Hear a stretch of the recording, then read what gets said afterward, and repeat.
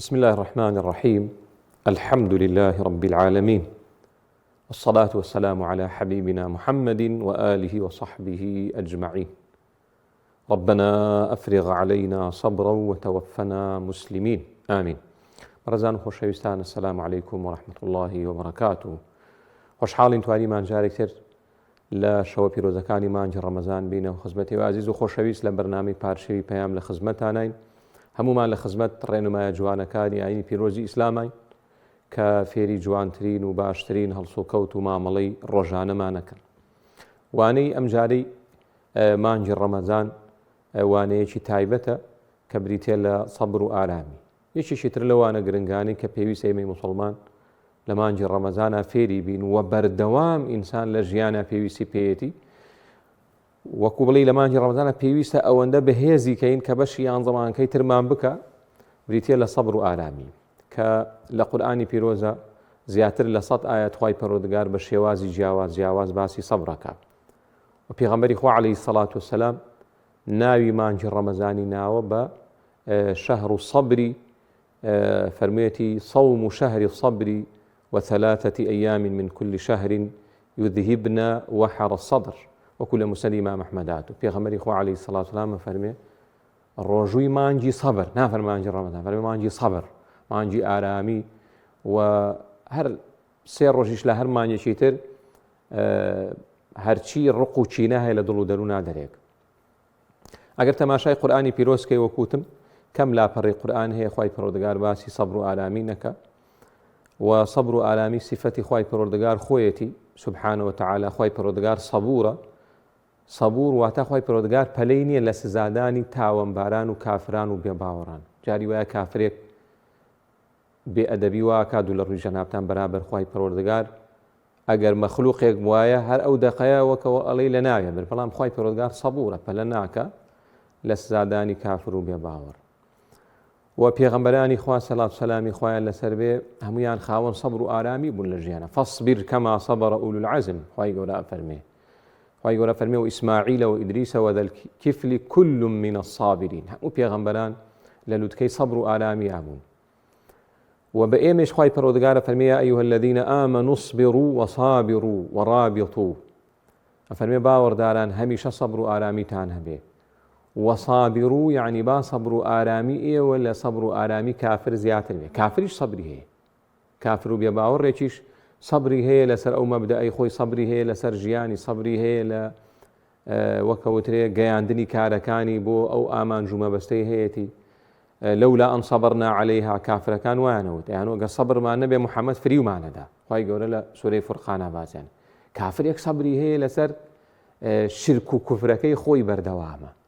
کافری وا هەیە سەبری هەیە لەسەر داعوەکردن بۆ جوولەکایەتی، بۆ عەلمانیەت، بۆ بێدینی، وەکەوترێ ڕدێنی سپی بۆ پشتی کۆڕ بۆتەوە، هەر بەردەوامە لەسەر بەرنامە چەوتەکەی خۆی. بۆیە خوای گەورە فەرمێ ئیصبروا وصابروا، صابروا یعنی با سەبری ئێوە لە سەبری کافرەکان زیاتر بێ. سەبر وەکو سوفیانی کوڕی عویەینا فەرمێ بۆ ئینسانی موسڵمان پێویستی پێێتی وەک چۆن پێویستی بە خواردن و خواردنەوە هەیە، بەردەوام پێویستە بە سەبرە. چونکە ئەم ژیانە ئەگەر لەو دەخەوە کە هەڵەسی لەخەو، ئێستا ئەو برا خوشکە موسڵمانی کە هەستاوە بۆ پارشێ و پێویستی بە سەبر و ئارامیە.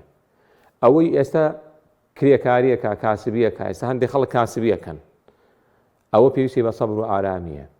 ئەوەی کە سەعی هەیە، امتحانی هەیە، ئەو پێویستی بە سەبر و ئارامی. هیچ کەسێک نییە لەم سەرزەویە پێویستی بە سەبر و ئارامی نەبێ. بۆیە ئەبێ ئینسانی موسڵمان وەکەوترێ سەبر و ئارامەکەی زیاد بکە. سەبر واتە حەبس، یعنی گرتنەوەی نەفس لەو شتانی کە پێچەوانی شەرع و عەقڵن. کاڵین سەبرە دەبێ واتە شتێمەکە کە پێچەوانەی شەرع و عەقڵی خوای پەروەردگارن. پەیوەندیەکانمان وەرگرین. کاک محەممەد لە سلێمانی فەرموو. کاک محەممەد فەرموو براکەم. السلام عليكم. وعليك السلام ورحمة الله وبركاته. أما صاحب باش سربرز بی براکەم. هذا سؤال ما يجب عليه بس لە خزمەت دایم. دعواك ما بعيش نرجع نروح. بەڵێ. تو جال باورش بيني. چۆن زکاتی پێش بێتی بمناڵغانی چۆن کاک محەممەد ئەڵەم زەکاتی پێشی بیەتی نوێژەکە نە ڕۆژووەکە زەکات باش بەڵێ ئەمە پرسیارەت ێ پرسیارێکی ترم هەیە کوڕێکمەیە نەخۆش ماڵ و مناڵی خۆی جیایە بەڵێ ئەو زەکاتەی هەم بیەمێ لە ملمەکەی ناژانێ خەرچگامێ خۆم لەبەرەوە بۆی خەرچکەم ینی ڕۆلی ئەوەی نییە خەرچکە ماڵ مناڵیش هەیە ئینشاءڵڵا وەڵام تێمە بەسەر چاو وەڵام تێمە ئینشاءڵڵا خۆش بە ئیزنی خوا خۆی گەورە بتانپانێ وا لەگەڵ براکەم بەڵێ سەبر و ئارامی وەکو ئەوترێ سێ جۆری هەیە ئەگەر وەڵامی کاک محەممەد بمەوە کاک محەممەد کەسێ نوێژ و ڕۆژوو نەکات زەکاتی نادرێتێ لە شەرعا زانایانە فەرموون لە ناو مسلمانان شا بگەڕێ بۆ کەسێک کە دیندار و محتاجە زەکاتەکەت بەو بۆ ئەوەی باشتر جێ خۆی بگرێ بەڵام کەسێ نوێژ و ڕۆژوو نەکانەوەڵا لە کوێ زەکاتی پێشێ سانی مسلمان ئاگدار کوێ زەکات فەرزە بەڵام خێر و خێرات و مراعاتکردنی ئەوانەوە کارێکی باش مەسەلەوەی کوڕێکت نەخۆشە خوای پەروەردگار شفا بۆ هەموو نەخۆشێک بنێرێ بەڕێزەکانم زەکاتی دایک و باوک بۆ ئەولاد نابێت لە شەرعا بە شێوەیەکی گشتی ئەمە وەکو لایەنی شەرعی مەگەر لە حاڵەتێکە قەرزار بێ یاخود مجاهید بێ یا شتێکی لەو بابەتە لە لایەکی تریش هەموو باوچیەک بەڕەحمە ئێستا کاک محەممەدە زۆر بەزەی بۆ کوڕیادێتەوە بۆیە ئەو پرسیارەی بۆکە دەیبا ڕەحمەکەت دەرەجەکەی زیاتر بێ من کە زەکاتم هەبێ یعنی دەوڵەمەنم کە دەوڵەمەند بم ناوێ زەکاتی خۆم دەمە کوڕ و کچی خۆم ئاگداری ئەو بێ ئینسان لەبەرەوە نەخێر زەکاتەکە مەدە کوڕەکەت بدە بە کەسێکی تر و بەردەوام کە چۆن چاو لە کوڕەکەت بۆ چۆن ئاوە دڵسۆزی بووی بەردەوام دڵسۆز بەبووی و چۆن مەسرەفی خۆتەکەی مەسرەفی ئەویش ئاوا بۆ شێوازە بکە کاکدارا لە عربەت با فەرمی خاوەجان السلام علیکم و رحمة الله وعليك السلام ورحمة الله وبركاته بەرنامەکە بەرنامەی سەبر و ئارامیە برادرانی کۆنتڕۆڵ لەگەڵ جەنابە سەبرتان دێ بار ڕوونکردنەوەیەک بەم تەلەفۆنەکە دامەخەنەوە وەحدەی چاکیشم پێ بەدەست من نییە لە خزمەتین فەرموو بیڕن قسە ناخۆشە قوربان گیان کاتێ خوای تەبارەکە و تەعالا شەیتان ڕەجمەکە شەیتان لێ پاڕێتەوە قورئانە فەرمی شەیتان نافەرمی شەیتان هەڵێ بمهێڵەرەوە ئەن ئەکوونە منە ناظرین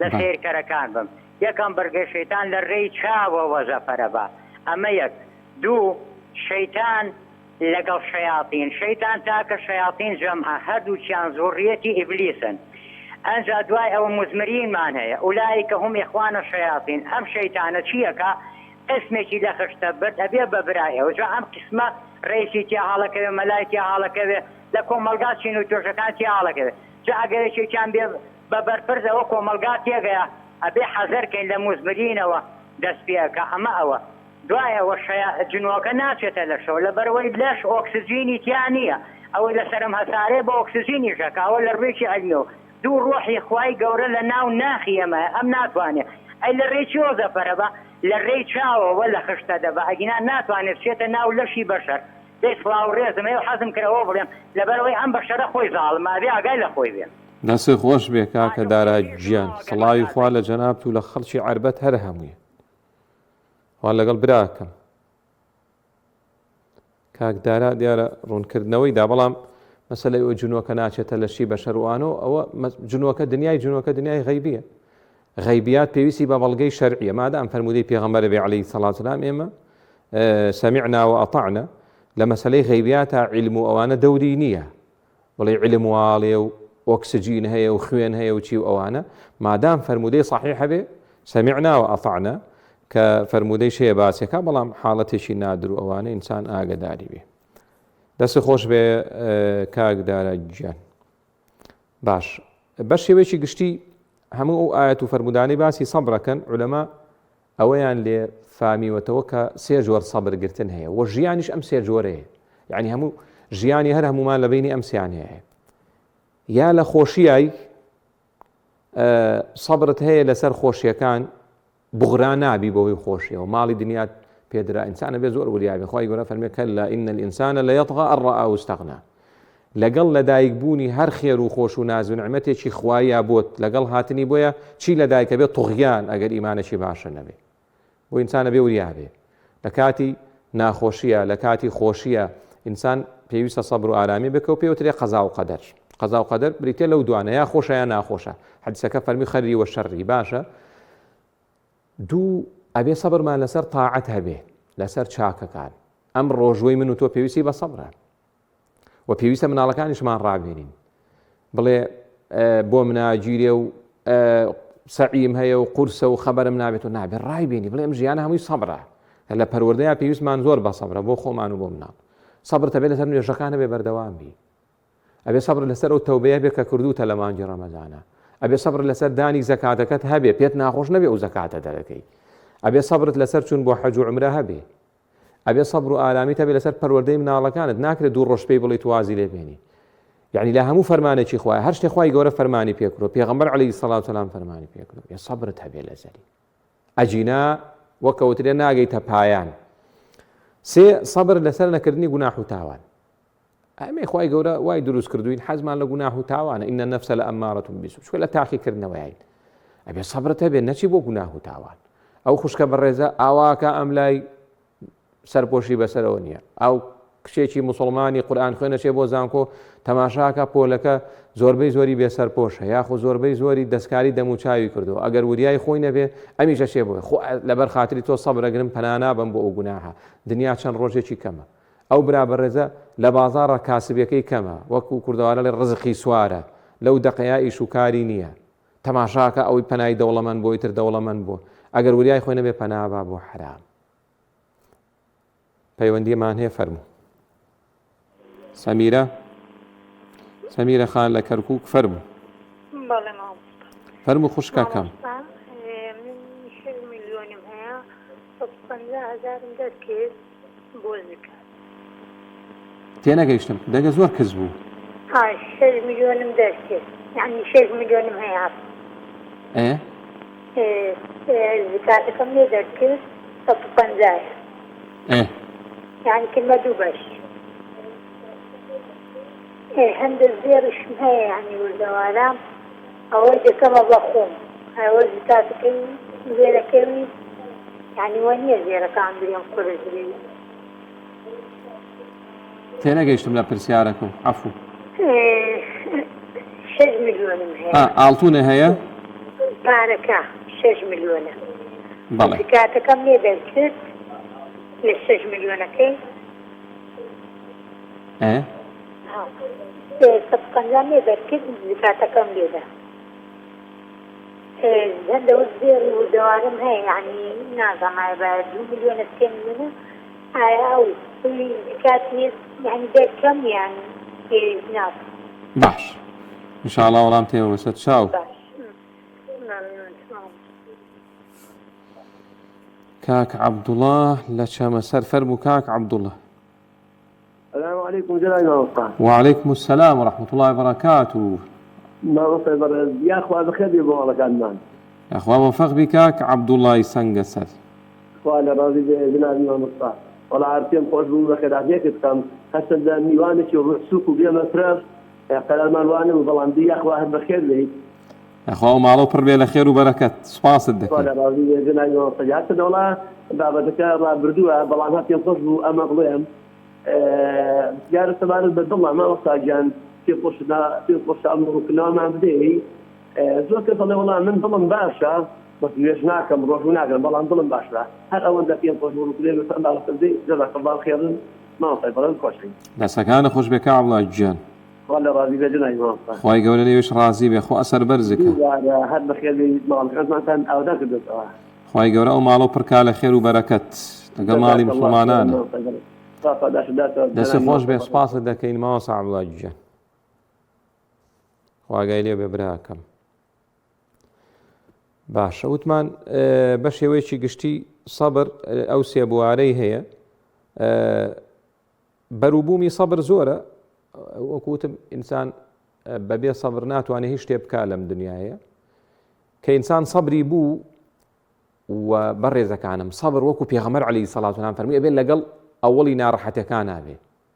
یعنی ئەو دەقەیە تووڕە کراوی سەبرت هەیە ئەو دەقەیە ئەیانەوێت ناڕەحەتێکە ئەو دەقەیە هەواڵێکی ناخۆشە بیسی سەبرت هەیە. پێغەمبەری خوا عەلەیهی سەڵات و سەلام دای بەلای قەبرێکە ئافرەتێک وەزعی خراپ بوو دیارە کە کەسێکی خۆشەویستی لێ مردەوە ئەوانە پێغەمبەر عەلەیهی سەڵات وسەلام بە ئافرەتەکەی فەرموو سەبر گرە و ئارام گرە و لەخوا بترسە وشتی بڕۆ ئەو لاوە تۆ تووشی بەڵاکەی منە من نەیزانی پێغەمبەر عەلەیهی سەڵات وسەلام ئافرەتێکی موسڵمان دوای پیان و قڕێ بەسەرەوە تۆ چی ئەڵێەوە پێغەمبەر بوو عەلەیهی سەڵات چۆن ئاوا قسەی لەگەڵا بێت چونکە سەحابە و موسڵمانان بە پیا و بە ئافرەتەوە زۆر بە ئەدەب بوون لەگەڵ پێغەمبەر عەلەیهی سەڵات وسەلام دوایی چوو بۆ لای بۆ داوای لێبوردن پێغەمبەری خوا عەلەیهی سەڵات وسەلام لێبوردە بۆ لەگەڵ هەموو کەسێکە بەس فێری کرد بەو بە هەمووانی فەرمووی ئینەمە الصەبر عند الصەدمەة الأولى فەرمی بزانن کە ئەڵێن سەبر لە ئەوەڵی بەڵاکە بێ سەبرتە بێ نەک لە کەسەکە جاری وا زۆری واتۆ شتی شکانوە و لە مناڵەکەی داوە و خەڵکەکەی ناڕەحەت کردووە و جنێوی بە خێزانی وتووە و دڵی دەوروبەری ناخۆش کرد و اینجا دوای پەشیمان بێتەوە باشەوە من بۆ سەبرم نەبوو ئەوە سەبر نییە سەبر بێ لە ئەوەڵی ناڕەحەتێکەیە بێ جا ئەم سەبرە بەڵێ کاک خەلیل لە سلێمانی فەرموو کاک خەلیل السلام عليكم مامۆستا. وعليك السلام ورحمة الله وبركاته. مامۆستا دێش و پرسیارێکمان کرد لە جەنابێت بەڵێ وتمان ئەڵێ ڕەمەزان ئەوەیەکێ لە ڕەمەزانە وەفات بکە ئەم ڕەمەزان ئیداکە دەست ئەو ڕەمەزان ئەڕووکردنەوەیەکمان بۆ بکە کە پرسیارم لە جەنابێت کرد یەکسەر کارەباکەمان بڕا دوای ئاگام لە پشوەڵامەکە نەبوو. باشە ئینشاءڵڵا دووبارێکەوە پرسیارێکی پرسیارێکی ترمان هەیە ئەو بێسەبیەوە یونس پێغەمبەر ولا سەبری نەبوو قەومەکەی جێڵا خوای گەورە تووشی ئەوەیە کەوتە سکی حوتێکەوە کردەوەیەکمان بۆ بکە خوای گەورە جەزا بداتەوە خوای تەعالا بتپارێزێ.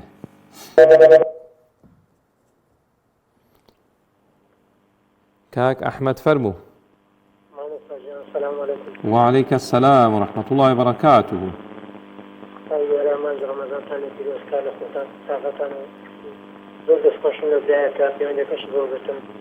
خوای گەورە سەر بەرزێکە لە خزمەت دای.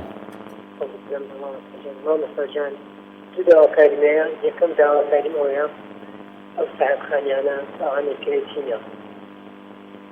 داواکاری چی عەفوو؟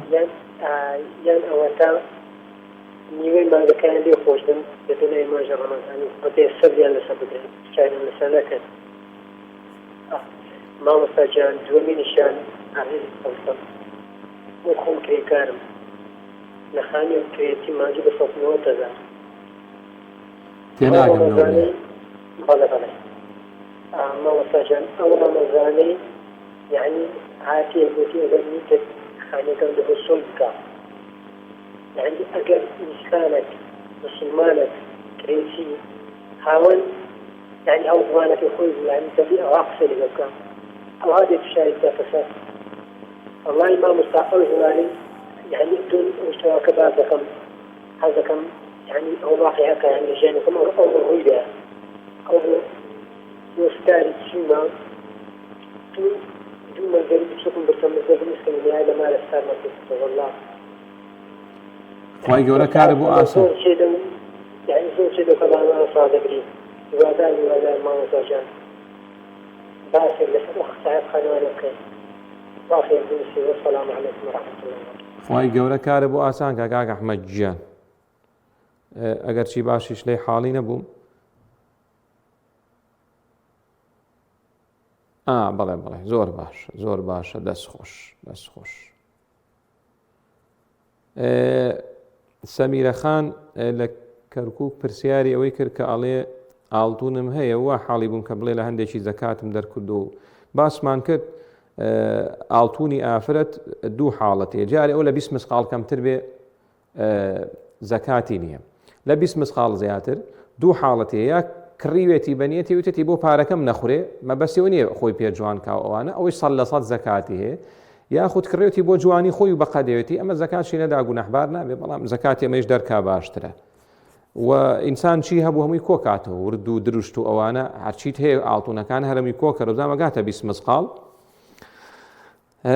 کاک عەبدوڵڵا خوای گەورە مۆفەقی کار بە خێراتنی کرد ماڵەکە و پڕوێ لە خێر و بەرەکەت زۆر مەمنونین و باسی ئەوەی کرد کە جاری وای کەسێک نوێژ و ڕۆژ ناکاڵێ دڵم پاکە ئەو دڵ لای خۆی و شەیتان دڵی پاکەتەوە بەس لای خوای گەورە ناوتڵە پاک نییە هەر کەسێک چاکەکار نەبوو فەرمانی خوای جێبەجێ نەکرد نەک ڕۆژی 100 جار 1000 جار بڵێ دڵم پاکە دڵی پاک نیە چونکە دڵ پاکی و لای خوای پەروەردگار دڵ پاک نیە و لەم ڕۆژگارەیە قسەی زۆر قورسە، یعنی زۆر قورسە ئینسانێکی مسلمانی جورئەت کا بڵێ دڵم زۆر پاکە، ئەبێت دوعا بکەی بڵێ خۆیان دڵم پاکەیتەوە، نەک ئینسان ئاوا تەزکیەی خۆی بکات، دوایی وەکو مسلمان دڵیش پاک بێ نابێ وا بڵێ.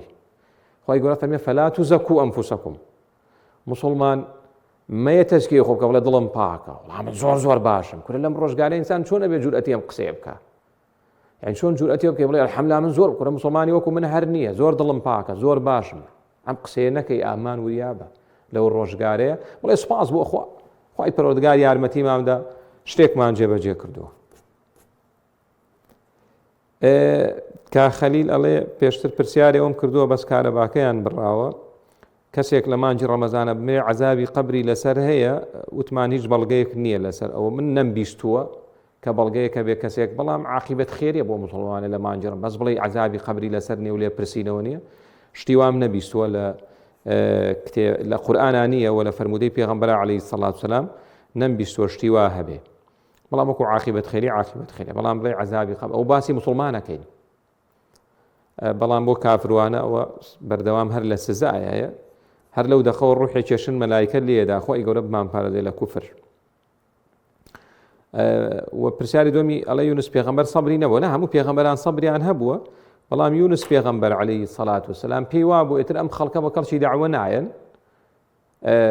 جێی یەشتۆ بۆ شوێنێکی تر داعوە بکە، نەک بڵێ سەبری نەبووە بەو معنایە.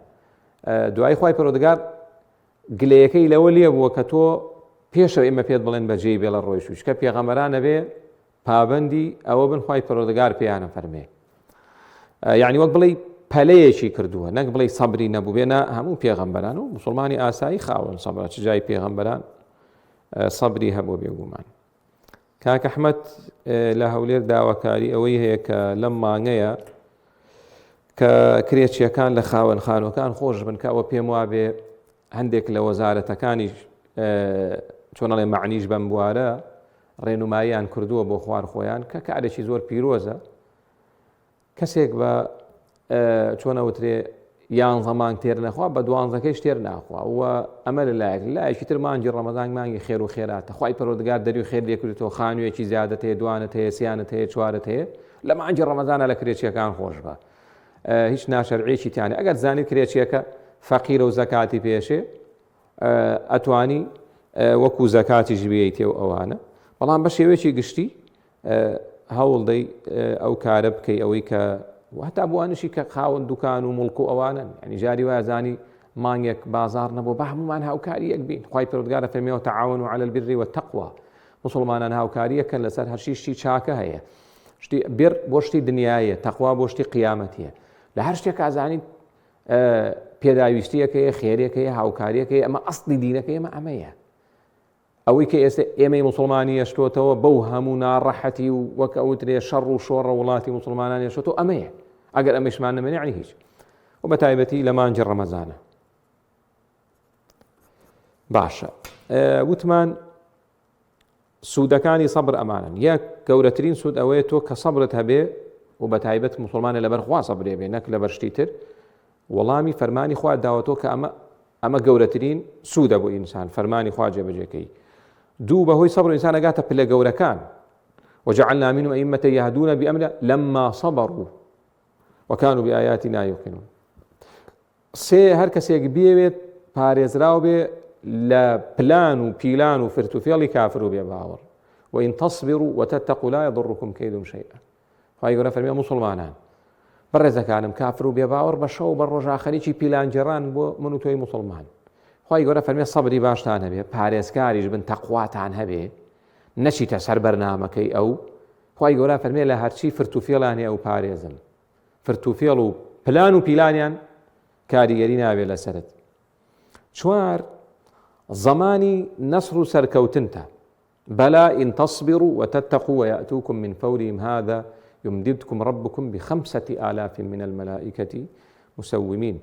پێغەمبەری خوا عەلەیهی سەڵات وسەلام فەرمێ وەعلەم بأن النصر مع الصبر، فەرمێ مسلمان دڵنیابە سەرکەوتنی تۆ، ئەم سەرکەوتنە سەرکەوتنی عام و سەرکەوتنی خۆشتە لەگەڵ سەبرە. ئەو قوتابی کە بەتەمایە سەرکەوێ بۆ پلە بەرزەکان سەبری نەبێت ناتوانێت بێ سەبری بێ لەسەر ئەو سەعیکردنە.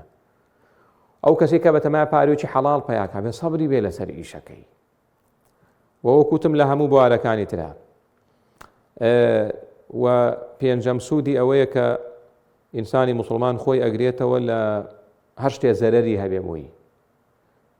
جاری وا هەیە ئینسان بەهۆی سەبر نەگرتنی لە شتێکی زۆر بەسیط خەڵک هەیە لەم کوردستانەیەمە کوژراوە لەبەرەوە یەک دەقەیە سەبری نەگرۆ 4 وەڕینی بۆ بەرامبەرەکەی لێداوە. سەبرت بێم هەموو وەڕینە چییە؟ جاری وایە لە ترافیکێکا وەستایی بە شەرتە لە پێشتەوەی بە تایبەتی بە ڕێزەکان وەکو دوایی باسیەکەین.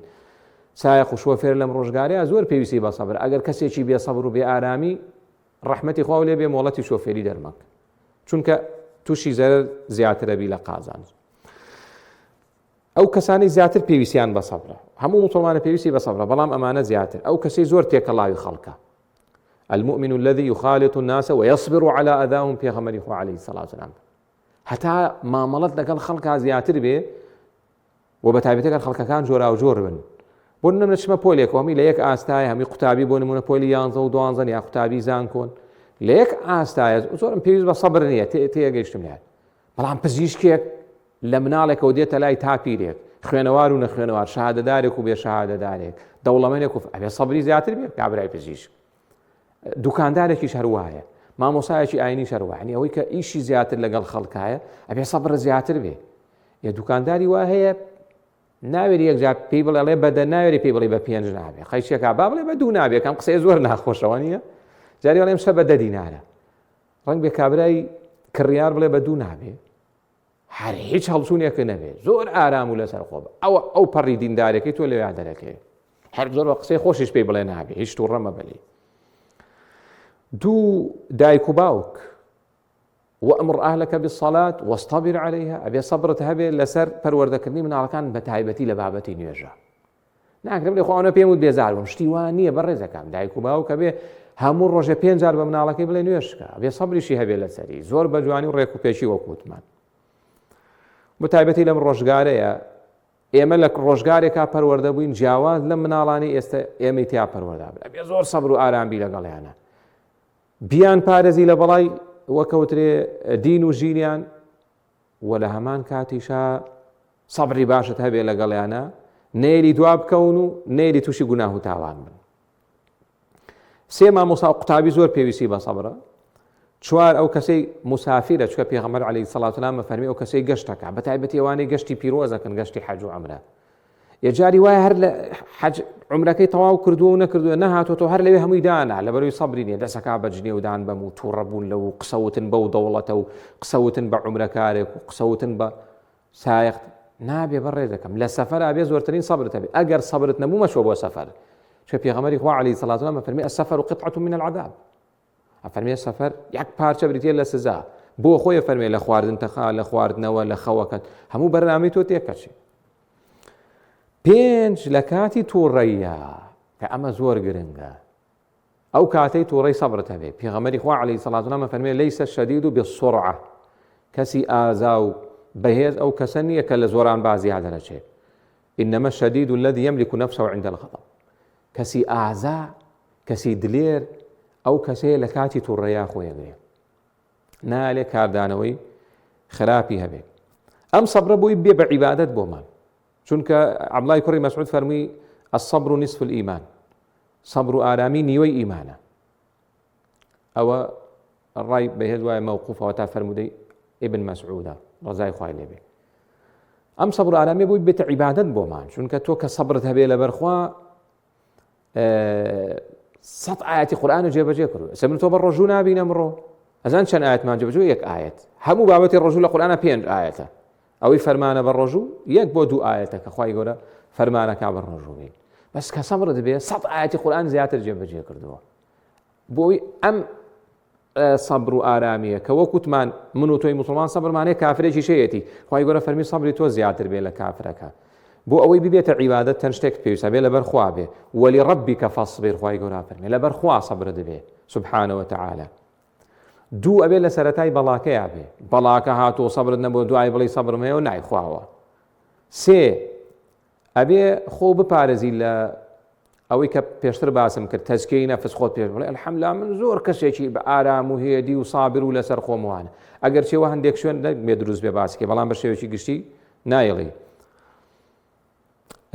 4 نابێت سکاڵای خۆت بەریتە لای مەخلوق ئەگەر تێ سەبری تەواوت بێ هەچ پێویستێک بەوە کاتۆ مشکلەیەکە تێ لای 50 کەس باسیەکەی لای کەسێک پێی بڵێ دوعایەکی خێرم بۆ بکە ئەمە دروستە بەڵام پێویست ناکە إنما أشكو بثي وحزني إلى الله أبي هرشي سكالا ونارحتي وبلا مصيبة كانت يبيني ولا إخوة سبحانه وتعالى يسخري نخوش كانش ما نوالي هاتو إما نخوش يشي جاري أصلا بيري خواي برودقارني برسالي شي دكتوري باشي كامل ريك بشتي شرعية هرشي ريقي دكتوري يقري تبر بس بيري شو لدرقاي خوابا هبي بدأس خواي قوري مالك الملك خواي برودقار لبرو كتوشي بلا يقوي جاري بيشا مشتي لدرقاي خوابا سبحانه وتعالى پێنج مەرجی سەبرەوەیە زمانت بگریتەوە لە قسەی خراپ ئەندامەکانت بگریتەوە لە هەڵسوکەوتی ناشەرعی ئایا تۆی موسڵمان ئێستا ئاوا سەیری فەیسبووکەکە دەکەی شتێکی ناشری نەبی ئامان جنێ و نەڵێی ئامان قسەی خراپ نەکەی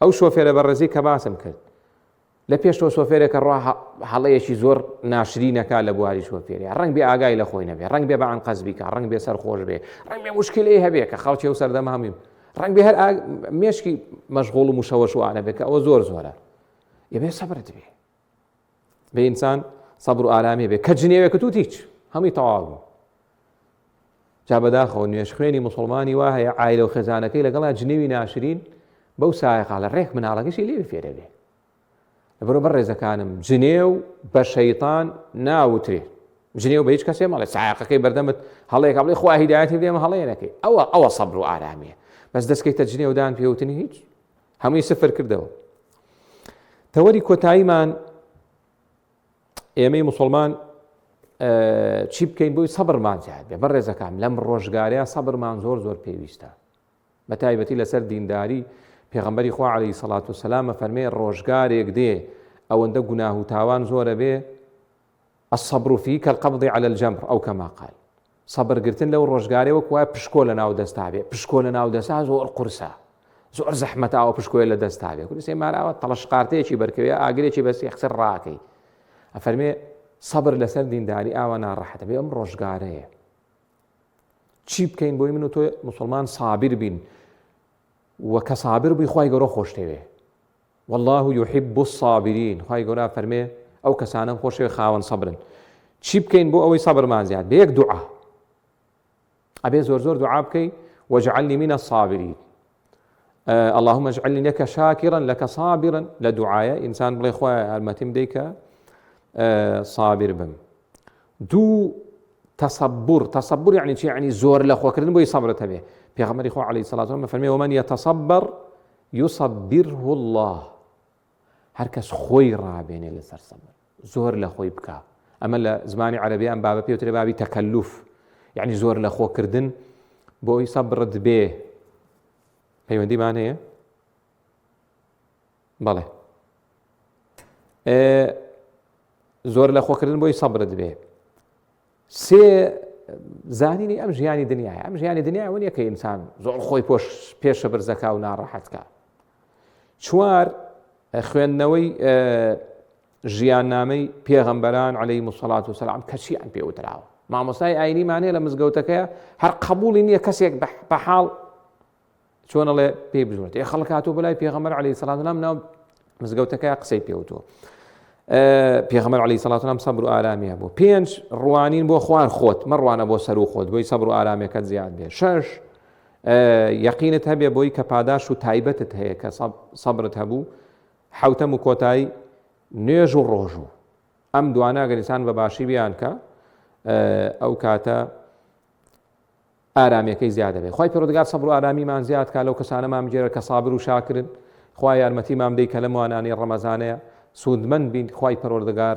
لێتەپارنەوە لە کۆتایە لەم کاتە مبارەک و پیرۆزەیە خوای لێمان خۆش بی خوای پەروەردگار سەبر و ئارامیمان زیاد کە شوکرمان زیاد کە یارمەتیمان بدەی بەندەیەکی ڕاستەقینەی تۆ بین ئەو تەمەنە کەم و کورتەی هەمانە خوای یارمەتیمان بدەی بە باشتی بەسەری بەنین یا رب العالمین خوای لێتەپارنە خۆمان و دایک و باوک و مامۆسا و کەس و کار و دۆست و ئەحبابمان خۆش بی لەو براوشکانی گویان لە دەنگمانە یا رب العالمین لە هەمومان خۆش بی یا رب خوای پەروەردگار نوێژ و تاعەت و چاکەمان قبوڵ بکەی لە هەڵەو کەم و کورتەکانمان ببووری خۆی هەرچیەکمان و تووە کردووە لە چاکە خۆ لێمانی قبولکەی هەر هەڵەو کەم و کورتێکشمانە بۆ خۆی داوای لێبوردن دەکەین ئەو مانجی ڕەمەزانە مانجی لێبوردنە خۆ لێمان خۆش بیا رب العالمین خۆی عاقبەت خێرمان کەی دڵمان پڕکەی لە ئیمان و لە تاعەت چاکەکانمان لەلا شیرین و خۆشەویستکەی سەبر و ئارامیمان زیاد کەی لەسەر ناڕەحەتەکانی دنیا یا رب العالمین یارمەتیمان بدەی استیقامەت و بەردەوامیمان هەبێ هیدایەتمان بدەی بۆ ڕەوشتە بەرز و جوانەکانمان پارێزی لە ڕەوشتە خراپەکان ماڵەکانمان پڕکەی لە خێر و بەرەکەت بە تایبەتی ئەو ماڵانەی جویان لە دەنگمانەوەی نەخۆشە شفای بۆ بنێرەوەی دڵی ناخۆشە دڵی خۆشەوی خەرزارە قەرزی بۆ دەفعکەی ئەوەی مناڵی نییە خۆ ئەپی بەخشەوێتی بۆی ساڵحکەی